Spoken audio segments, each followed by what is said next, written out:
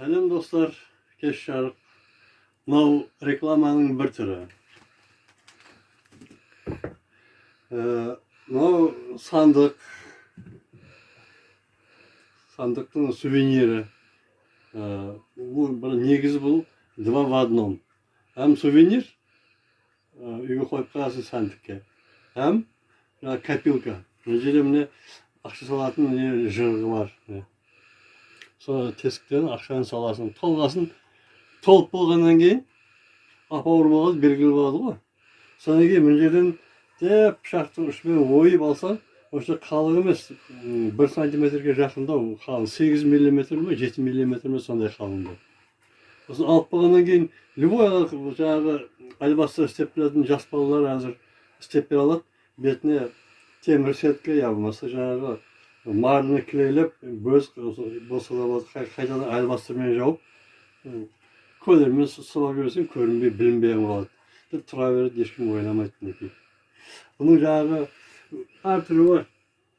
Егер мынау көк түрі көрініп тұр ма? Ұстағышы бар, бетінде өнері бар.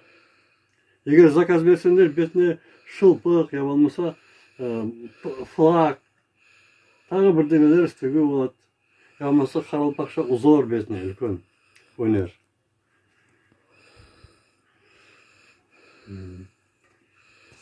Сондай басқа да заказдар бар. Мына картина, яғни метрім бар еді, көрінесіңдер ме? Мына сандықтар мысалы орта средний 65 мың деп айтылады. Осы тұрған күйінде. Егер өзгеріс кірілсе, қымбат еді. Өзгеріс кірілмесе 65 мың ценасы.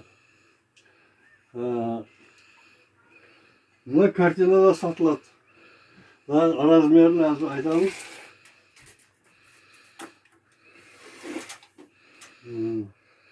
Ені 1/40.